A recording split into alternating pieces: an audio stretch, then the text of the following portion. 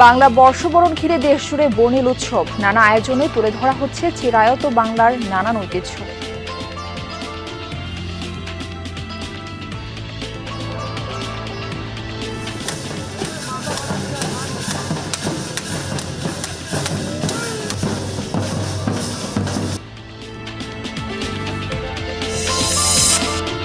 নতুন বছরের প্রথম দিনে কৃষক কার্ডের উদ্বোধন করলেন প্রধানমন্ত্রী তারেক রহমান। প্রণোদনা পেয়ে উচ্ছ্বসিত প্রান্তিক কৃষক।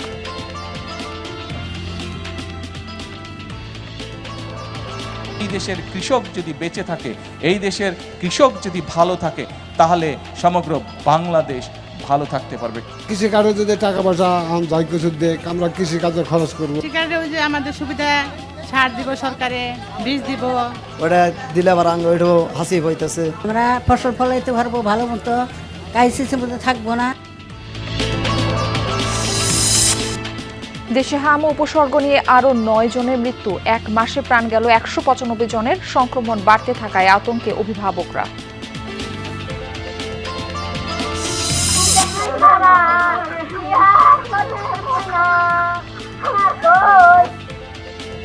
কুমিল্লায় ট্রাক খাদে পড়ে নিহত 7 জনের বাড়িতে শোকের মাতম। ধান কাটা শ্রমিকের কাজের জন্য দিনাজপুর থেকে রওনা হন তারা। চালক হেল্পারকে গাড়ি চালাতে দিল, সেখানে হেল্পার ওখান থেকে ব্যাপারাগর্তিতে গাড়ি চালাচ্ছিলেন। আমার তো ভরাটা সব তুলে নিল, নিয়ে ওখানে গাড়ি ওজন দিল, ওজন দেওয়ার পর আমাকে গাড়ি তুলে নিয়ে নিম্ন পিস পার হয়, ডাক্তার পিস পার হয়, এই পাশে আছে এই ঘটনা। সিলেটের শহীদ শামসুদ্দিন আহমদ হাসপাতালে মিলছে না বিনামূল্যের ঔষধ। বিপাকে নিম্ন আয়ের মানুষ। সরবরাহ কবে স্বাভাবিক হবে তাও নিশ্চিত নয় কর্তৃপক্ষ।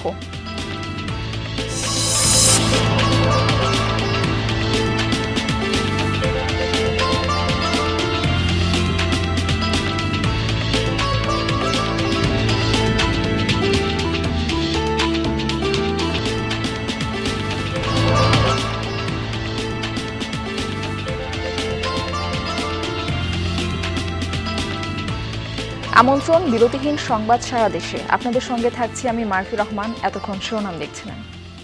সারা দেশে বর্ণাঢ্য আয়োজনের মধ্য দিয়ে বরণ করে নেওয়া হলো বাংলা নতুন বছর 1433। সকাল থেকে রঙিন হয়ে ওঠে শহর থেকে গ্রাম। আনন্দ উৎসবে অংশ নেন শিশু, কিশোর, তরুণ তরুণী সহ সব বয়সী মানুষ।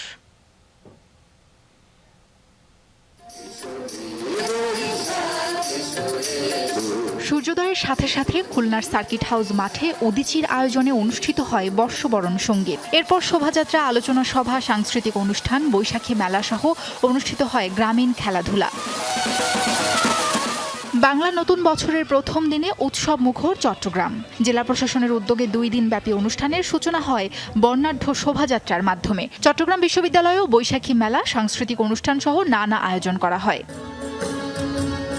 সিলেটেও নানা আয়োজনে নতুন বছর বরণ করে নিয়েছে নগরবাসী। সকালে শ্রুতি সংগঠনের উদ্যোগে আয়োজিত নববর্ষের অনুষ্ঠান উদ্বোধন করেন প্রবাসী কল্যাণ ও শ্রমমন্ত্রী আরিফুল হক চৌধুরী।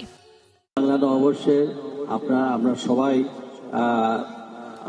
প্রার্থনা করব যে আমাদের এই দেশটাকে সামনের দিকে এগিয়ে নিয়ে যেতে, এবং আমরা যেন পিছনের সমস্ত গ্লানি ভুলে গিয়ে বাংলাদেশকে আমরা সামনের দিকে নিয়ে যেতে চাই। জাহাঙ্গীরনগর বিশ্ববিদ্যালয় ক্যাম্পাস জুড়ে ছিল রঙিন আয়োজন। তুলে ধরা হয় চিরায়ত বাংলার নানান ঐতিহ্য। পুরাতন কলা ভবনের সামনে থেকে বর্ণাঢ্য শোভাযাত্রা বের করা হয়। সর্বজনীন উৎসব, সেখানে দল মত নির্বিশেষে আমরা সবকিছু ভুলে গিয়ে নতুন করে একটি বছরকে আমরা স্বাগত জানাবো। খুবই ভালো লাগছে, সকাল থেকে আমাদের এখানে উৎসব মুখর একটি পরিবেশ চলছে। রাজশাহীতেও বর্ণিল আয়োজনের মধ্য দিয়ে নতুন বছরকে বরণ করে নেন নগরবাসী। রাজশাহী বিশ্ববিদ্যালয়ের চারুকলার শিক্ষার্থীদের উদ্যোগে বের হয় শোভাযাত্রা। আয়োজন হয় লাঠি খেলার। নগর ভবন থেকে বর্ণাঢ্য আনন্দ শোভাযাত্রা বের করে ময়মনসিংহ সিটি কর্পোরেশন। প্রশাসনের কর্মকর্তা সহ সামাজিক, সাংস্কৃতিক সংগঠন ও নানা শ্রেণী পেশার মানুষ এতে অংশ নেন। শুধু এই দেশের জন্য না, পুরো বিশ্ব যাতে শান্তিতে থাকে। আমরা পুরনো দিনের সব গ্লানি মুছে দিয়ে ময়মনসিংহ সিটি কর্পোরেশন নতুন দিনে যাত্রা শুরু করতে চাই। রংপুর ও বরিশাল নগরীতেও নানা আয়োজনে বরণ করে নেওয়া হয় বাংলা নতুন বছরকে। আগামীতে বাংলাদেশ বৈষম্যহীন ও দুর্নীতিমুক্ত হবে এমন প্রত্যাশা জানান নগরবাসী।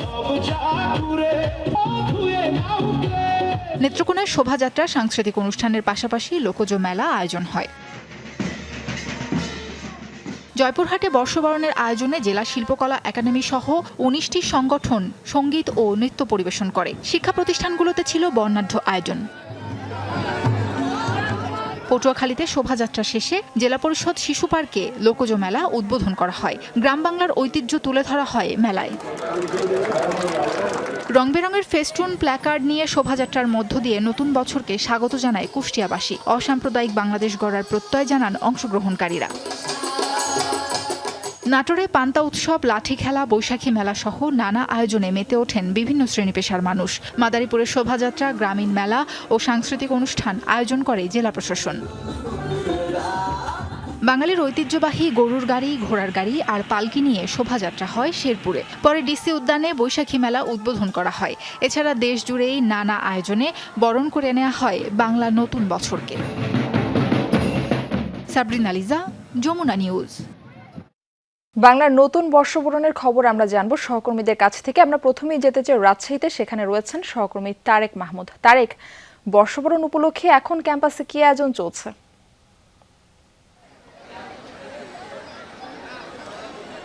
মারফি, সকাল থেকে আসলে বিভিন্ন সাংস্কৃতিক অনুষ্ঠান, বর্ণাঢ্য র্যালি শেষে এই দুপুর গড়ানোর সাথে সাথে বিকেলে আমি যেমনটি দেখছি রাজশাহী বিশ্ববিদ্যালয়ে রয়েছি চারুকলা অনুষদে, এবং চারুকলা অনুষদে একটু পরে আসলে এখানে বর্ষবরণের যে সাংস্কৃতিক অনুষ্ঠান সেটি শুরু হবে।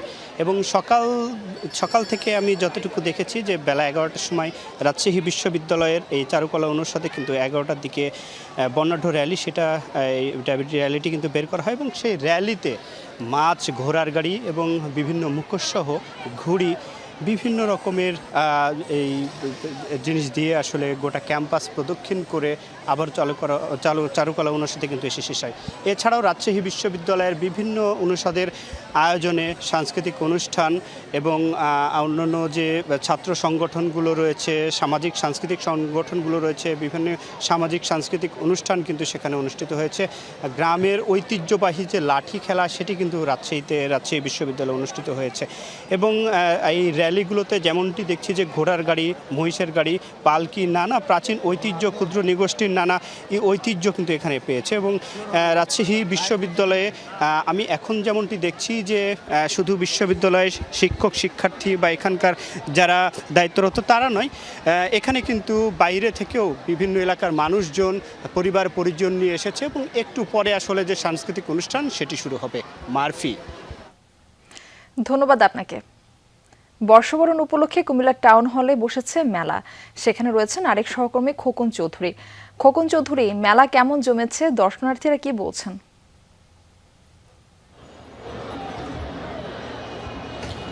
মারফি, যদি বলে রাখি আসলে দীর্ঘ বছর পর কিন্তু কুমিল্লা এরকম একটি উৎসব মুখর পরিবেশে কিন্তু যে বৈশাখীর মেলার সেটি কিন্তু চলছে। সকাল থেকেই কিন্তু নানান আয়োজনের মধ্যে এই মেলাটিরও একটি অংশ।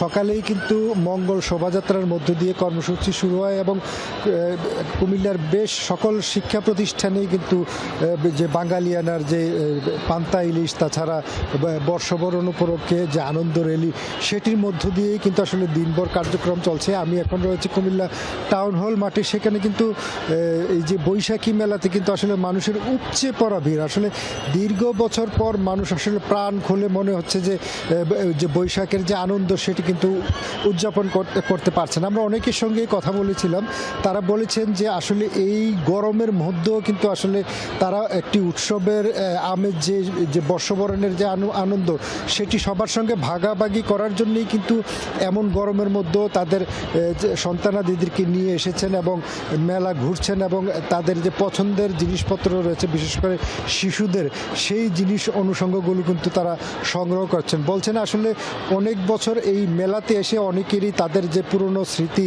সেটি আসলে স্মরণে আসছে, যে একসময় এইসব মেলার মধ্যে যে নাগরদোলা থাকতো, বিভিন্ন ধরনের খেলাধুলা থাকতো, সেগুলো অনেকে মিস করছেন। বলছেন আসলে সময়ের সঙ্গে সঙ্গে কিন্তু এই জিনিসগুলো হারিয়ে যাচ্ছে এবং তারা বলছেন যে এই জিনিসগুলো যাতে আবারও আমাদের এই সংস্কৃতিতে যুক্ত হয়। মারফি, খোকন, ধন্যবাদ যুক্ত হবার জন্য। বর্ষবরণে বাঙালির সংস্কৃতি অনেকটা সাদামাটা রূপে ধরা দেয় গ্রামীণ জীবনে। পহেলা বৈশাখ নাগরিক জীবনকে অনেক বেশি রঙিন করে তুললেও ফসলের ঘ্রাণ আর মাটির গন্ধে মিশে আছে চিরায়ত বাংলার আসল রূপ বৈচিত্র্য। আরও জানাচ্ছেন সহকর্মী শফিক ছোটন, ছবি তুলেছেন সাবির হোসেন।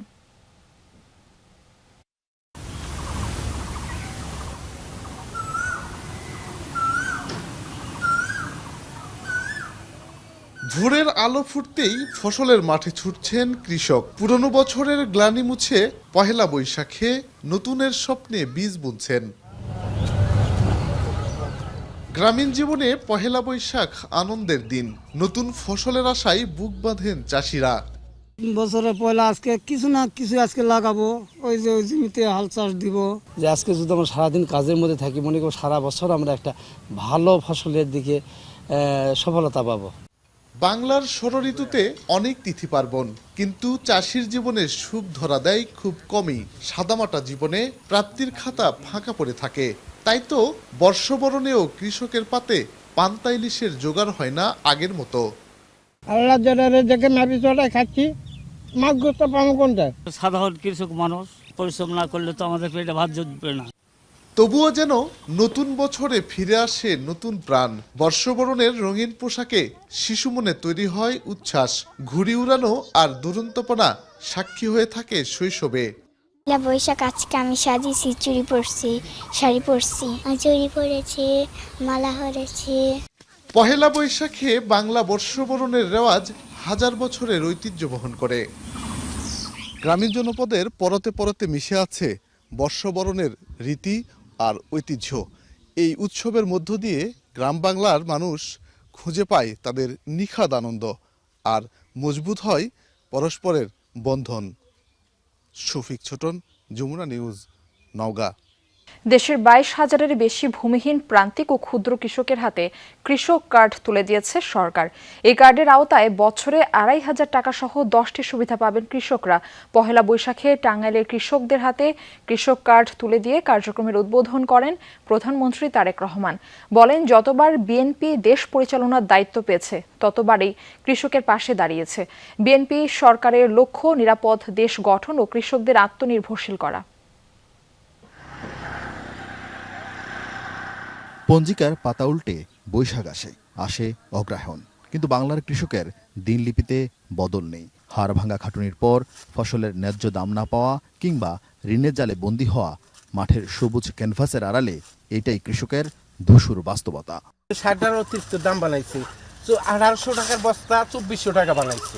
নিম্নে 1500 টাকা দানের দাম থাকুন লাগবে, তাহলে সে মোটামুটি আমরা চলে বাঁচুন, নাই বাঁচা নাই। প্রতিটি সিমলে আপনার 1 মণ ভুট্টা পাই বা 1 মণের বেশিও হয়। আমি 1100 টাকা এখন বাজার মূল্য, তো আমি 1100 টাকা যদি পাই আমার ওই জায়গায় 3 থেকে 400 টাকা খরচ হয়।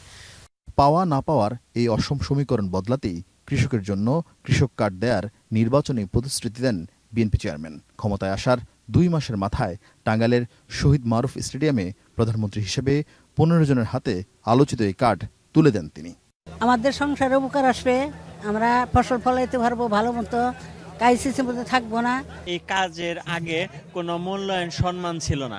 এই বিএনপি সরকার, মাননীয় প্রধানমন্ত্রী আমাদের কাজের সম্মান দিচ্ছেন। আমাদের অনেক মনে খুশি লাগতেছে, সরকার আমাদের এরকম উদ্যোগে ডাকছে। প্রাক পাইলটিং পর্যায়ে 10 জেলার 11টি উপজেলায় একযোগে 5 শ্রেণীর কৃষক ও মৎস্য চাষী, দুগ্ধ খামারি সহ 12,000-এর বেশি মানুষ পেয়েছেন কৃষক কার্ড। উদ্বোধনের পরপরই তাদের ব্যাংক অ্যাকাউন্টে চলে যায় 2,500 টাকা। প্রধানমন্ত্রী বলেন, তার সরকার মানুষের ভোটের প্রতিদান দিতে চায়। আপনাদের ভোটে নির্বাচিত বর্তমান সরকারের লক্ষ্যই হচ্ছে কৃষককে আত্মনির্ভরশীল হিসাবে গড়ে তোলা, কৃষককে সচ্ছল হিসাবে গড়ে তোলা। সেই জন্যই এই কৃষক কার্ড আমরা দিয়েছি। এই বাংলাদেশে একমাত্র বিএনপি সরকার যতবার এই দেশ পরিচালনার সুযোগ পেয়েছে, বিএনপি সরকারই চেষ্টা করেছে কৃষক ভাই বোনদের পাশে দাঁড়ানোর জন্য। আপনারা বিএনপির উপরে বিগত নির্বাচনে আস্থা রেখেছেন, ইনশাল্লাহ এই সরকার আপনাদের সেই আস্থার পূর্ণ মর্যাদা দিবে।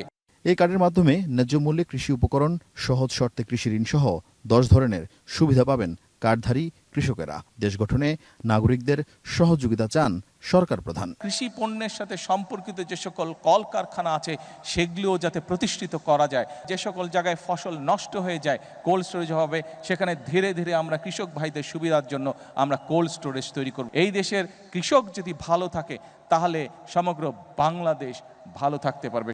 প্রায় 8,34,00,000 টাকা ব্যয়ের এই প্রাক পাইলটিং প্রকল্প শেষ হওয়ার পর আগামী আগস্টে 15টি উপজেলায় চলবে এই কার্যক্রমের পাইলট প্রকল্প। গ্রামীণ উন্নয়ন, উৎপাদন বৃদ্ধি আর খাদ্যে স্বয়ংসম্পূর্ণতা অর্জনের লক্ষ্যে সাবেক রাষ্ট্রপতি জিয়াউর রহমান প্রবর্তন করেন কৃষি নীতি, যার সুফল এখনো ভোগ করছে বাংলাদেশ। এরপর খালেদা জিয়ার আমলে কৃষকদের জন্য খাজনা ও ঋণ মওকুফ করা হয়, নেওয়া হয় বেশ কিছু কৃষি বান্ধব কর্মসূচি। এবার তাদেরই সন্তানের হাত ধরে কৃষকরা পেল কৃষক কার্ড।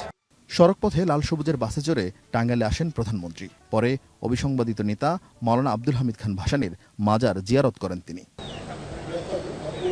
পরিদর্শন করেন কৃষক মেলা। কৃষকের ফলানো খাদ্যশস্য, কৃষি উপকরণ ও কৃষকের শ্রমের চিত্র উঠে আসে এই মেলায়।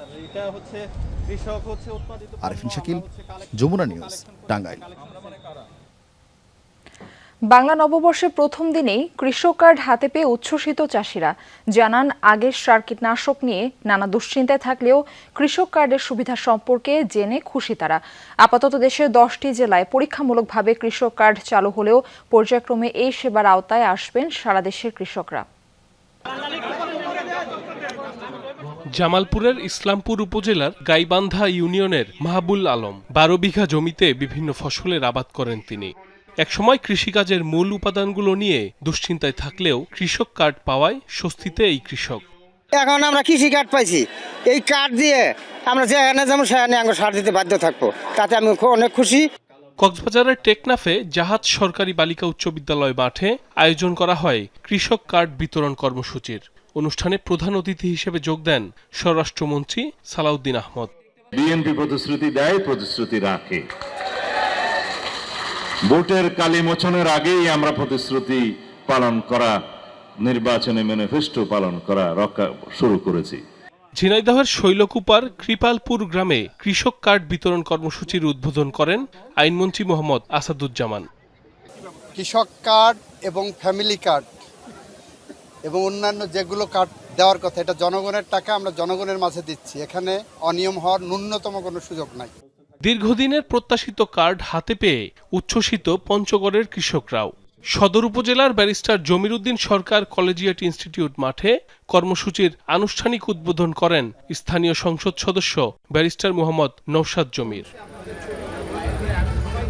প্রাক পাইলটিং পর্যায়ে 10 জেলার 11টি উপজেলায় একযোগে 22,000-এর বেশি কৃষক, মৎস্য চাষী ও দুগ্ধ খামারিদের দেয়া হচ্ছে কৃষক কার্ড, যার মাধ্যমে ন্যায্য মূল্যে কৃষি উপকরণ, সহজ শর্তে কৃষি ঋণ সহ 10 ধরনের সুবিধা মিলবে।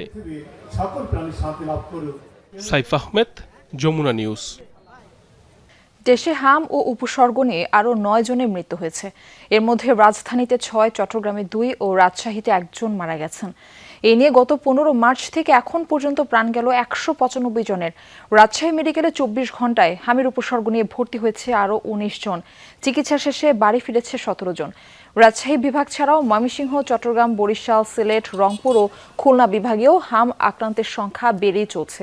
বিভিন্ন জেলার সদর হাসপাতালে শয্যা সংকটে ওয়ার্ডের বাইরে রেখেও রোগীদের চিকিৎসা দেওয়া হচ্ছে। এতে বাড়ছে সংক্রমণ ঝুঁকি। উদ্বেগ বাড়ছে অভিভাবকদের। হাম প্রতিরোধে শিশুদের টিকা নেয়ার পরামর্শ স্বাস্থ্য বিভাগের।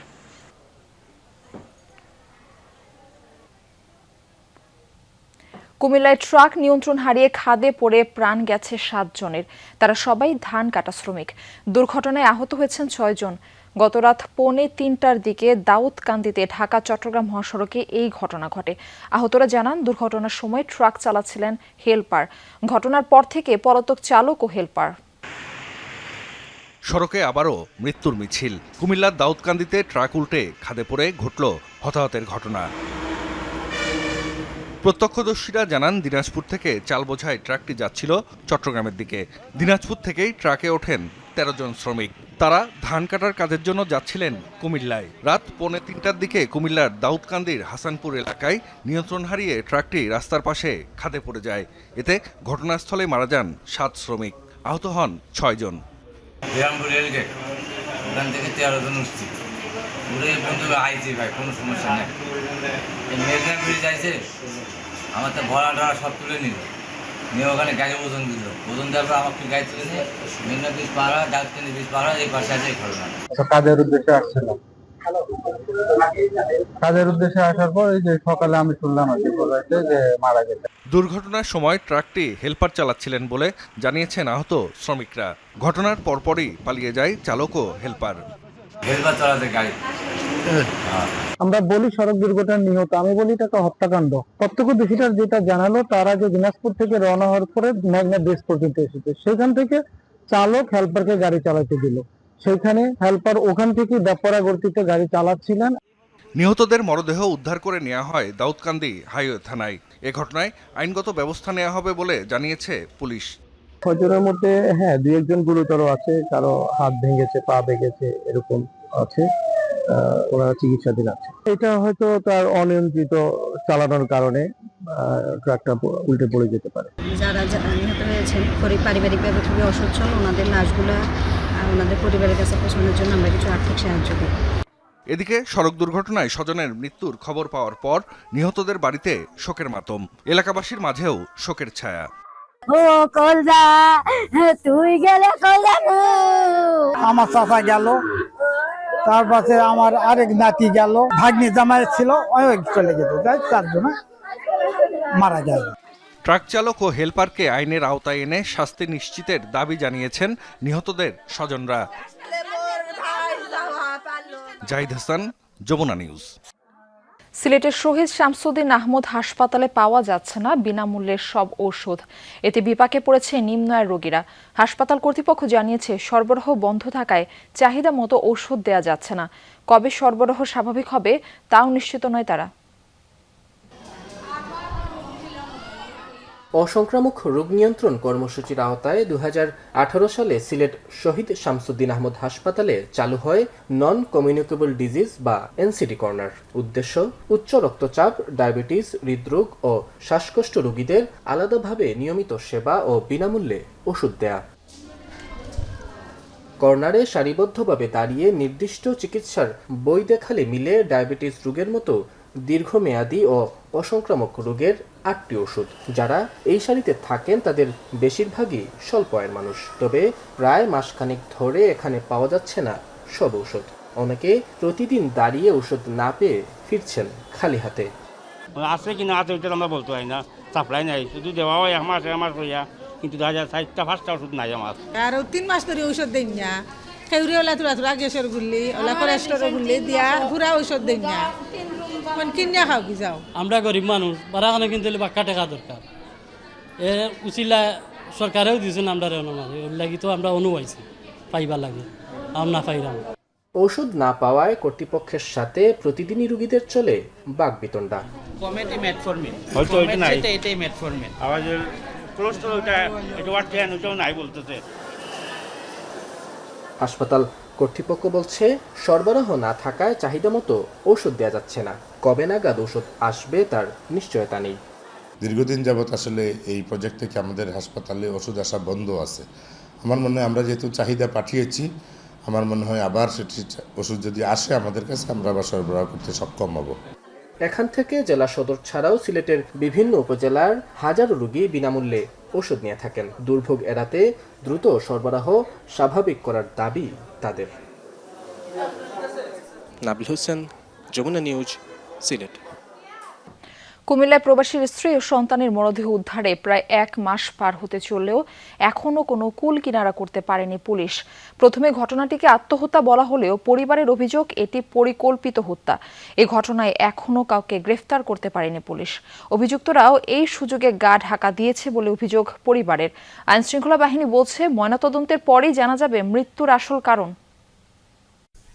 কুমিল্লার বরুড়া উপজেলার দেওরা গ্রামের এই বাড়িটি এখন শুনশান নীরবতা, অর্থাৎ মানুষজন নেই। গত 17 মার্চ আমার পেছনের ঘরটি থেকে মা এবং সন্তানের মরদেহ উদ্ধার করা হয়, যার গভীর রহস্য লুকিয়ে রয়েছে এই 4 দেয়ালের ভিতরে। গেল 17 মার্চ কুমিল্লার বরুড়ায় প্রবাসীর স্ত্রী ও 4 বছরের সন্তানের মরদেহ উদ্ধারের খবর গণমাধ্যমে প্রকাশ পায়, যেখানে উঠে আসে নিজ সন্তান আব্দুল্লাহকে হত্যার পর আত্মহত্যা করেন মা নাদিয়া আক্তার পান্না। সামাজিক মাধ্যমেও ছড়িয়ে পড়ে এই ঘটনার ভিডিও।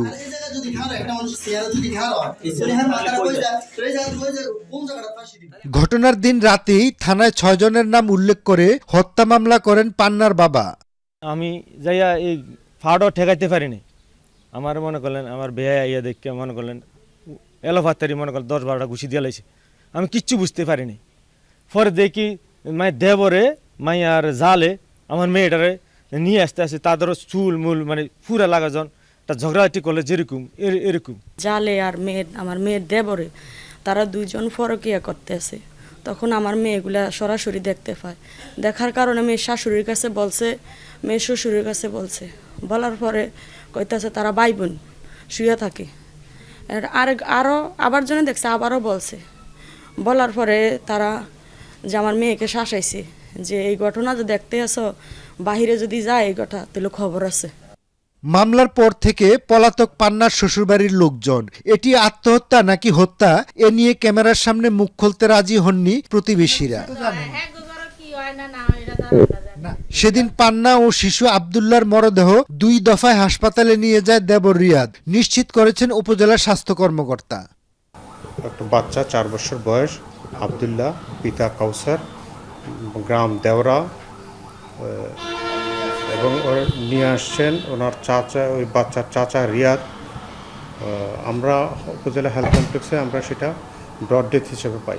বাচ্চার মা, হাজব্যান্ড হলো কাউসার, ওই একই দেওরা বরুড়ার, ওনাকে নিয়ে আসছেন। আমরা ওইটাও ব্রড ডেথ, আমরা মৃত অবস্থায় পাই। নিহতের স্বজনদের অভিযোগ পারিবারিক কলহের জেরে পান্নাকে হত্যার হুমকি দিয়েছিল দেবর রিয়াদ, অথচ এখনো অভিযুক্তকে জিজ্ঞাসাবাদ না করায় ক্ষোভ প্রকাশ করেন তারা। যে মেয়েটা ঝুলে রয়েছে কেউ যে দেখে নাই বা প্রশাসনও দেখে নাই, আমরাও দেখি নাই। আমাদেরকে আলাদা করে বলতেছে যে একটা কাজ করেই আপনারা এটা সমাধানে নিয়ে আসেন, এটা প্রশাসনের দিকে যাইয়েন না, প্রশাসনের দিকে যাইলে দোনোটা লাশ কাটবো, ছিড়বো। পুলিশ তো সব দেখছে, যেহেতু এই মেয়েরা কোন জায়গায় ফাঁসি দিছে এটাও দেখছে, যে মায়ার রশি থাকবে নিচে, মায়া থাকবে উপরে, কিন্তু পুলিশে দেখে আজ পর্যন্ত পুলিশে কোনো রিয়াকশন নেয় নাই। এদিকে ঘটনার তদন্ত করে অপরাধীদের গ্রেফতার ও বিচার দাবিতে বিক্ষোভ করেছে স্বজন ও এলাকাবাসী। আগের থেকে একটা পরিকল্পনাভাবে আমার নাতিরে তারা হত্যা করছে। তার কিছু রেকর্ড পারিবারিক আত্মকলহের এবং ওই যে দেবর বাবির সম্পর্কের কথাগুলো নিয়ে তার শ্বশুর এবং শাশুড়িকে কেন্দ্র করিয়া অন্যদের সাথে সেই অভিযোগগুলো তাদের কাছে দায়ের করছে। দেওয়ারে ওই তার বাবির লোকে থাকতো, এই কারণে ওই পান্না আক্তারের দেহার কারণে এই কারণে তারে হত্যা করা হয়েছে। পুলিশ বলছে ময়নাতদন্তের রিপোর্ট হাতে পেলেই মা ছেলের মৃত্যুর প্রকৃত কারণ জানা যাবে। স্থানীয়ভাবে তদন্ত করতেছি, প্রকাশ্য এবং গোপনে দুটি তদন্ত করতেছি। তারপরে পোস্টমর্টমে পাঠাইছি, তো আমরা একটু ওয়েট করতেছি যে পোস্টমর্টম রিপোর্টার বিষয় আছে। পোস্টমর্টম রিপোর্টটা পাইলেই আমরা মোটামুটি কনফার্ম হবো। এরকমের তথ্যই আমরা কালেকশন করতেছি। দ্রুত মৃত্যুর রহস্য উদ্ঘাটন করার দাবি নিহতের স্বজন ও এলাকাবাসীর। খোকন চৌধুরী, যমুনা নিউজ, কুমিল্লা। দর্শক, এ ছিল সংবাদ সারা দেশে।